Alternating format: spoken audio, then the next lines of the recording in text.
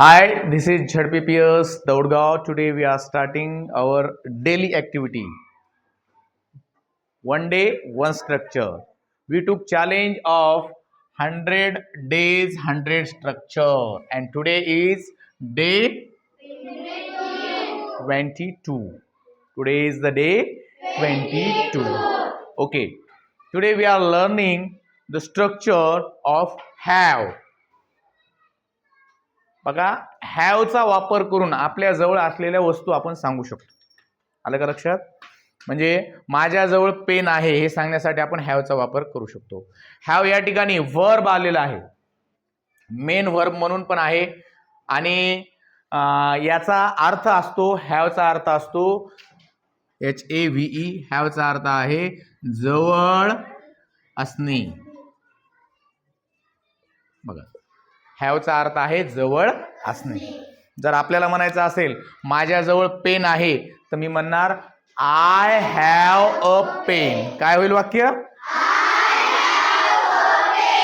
बघा म्हणजे हे जे सब्जेक्ट आहेत हे या ठिकाणी आपण वापरू शकतो. पण हॅव कोणाकोणाच्या समोर वापरता येतं हे खूप महत्वाचा प्रश्न आहे.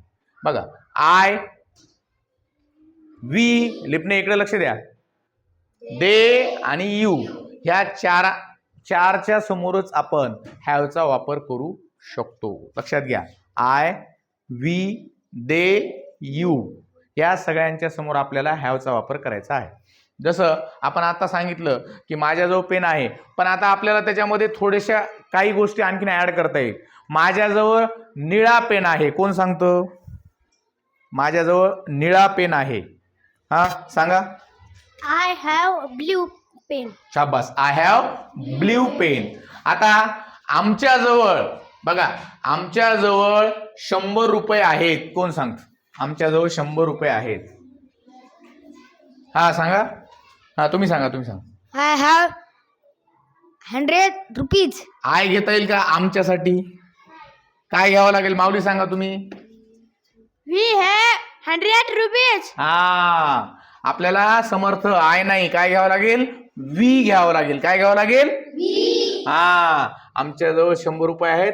We have 100 rupees. आता एक पुढचं वाक्य बघा, त्यांच्याजवळ इंग्रजीचं पुस्तक आहे. त्यांच्याजवळ इंग्रजीचं पुस्तक आहे. चुकलं तर चालतंय, फक्त हात वर करायचा आहे, प्रयत्न करायचा आहे.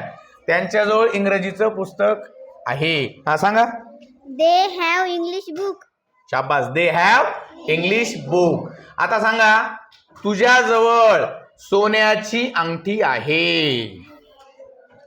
तुझ्याजवळ सोन्याची अंगठी आहे. हा सांग Shubhangi. You have golden ring. शाबास, you have golden ring. Okay चला आता सांगायचं आहे, माझ्याजवळ पिवळा पतंग आहे. माझ्याजवळ पिवळा पतंग आहे. सांगा राहुल भाऊ. I have yellow kite. शाबास, आय हॅव येलो काइट. फक्त आपल्याला वी वापरताना अ चा वापर करता येणार नाही. समजा आता मला म्हणायचंय की आमच्याजवळ पेन आहेत, तर मग पेनच्या ऐवजी आपल्याला काय म्हणावं लागेल? पेन. कोण सांगता मग आमच्याजवळ पेन आहेत? सांगा. हा We have pens. शाबास, वी हॅव पेन्स.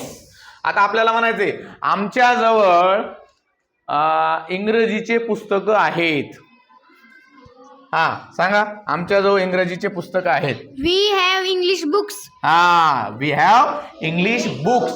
बघा मी इथं ऑप्शन मध्ये यस लावून का दिला आहे? कारण तुम्हाला ज्यावेळेला तुम्ही वीचा वापर करता त्यावेळेला आपल्याला यस लावायचे. आणि तुमच्याजवळ सुद्धा वस्तूची संख्या एकापेक्षा जास्त असेल तर तुम्हाला त्या ठिकाणी अ लावता येणार नाही. समजा आता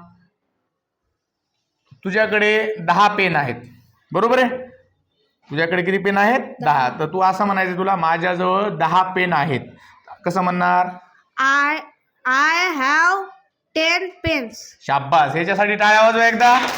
आय हॅव 10 पेन्स. बघा एकापेक्षा जास्त आल्यामुळे आपल्याला यस लावावं लागलं. आपण वन मेनी शिकलोय. बघा वन म्हणजे एक आणि मेनी म्हणजे आणि. मेनी आल्यानंतर मग आपल्याला यस किंवा यस लावावं लागतं. समजलं का तुम्हाला?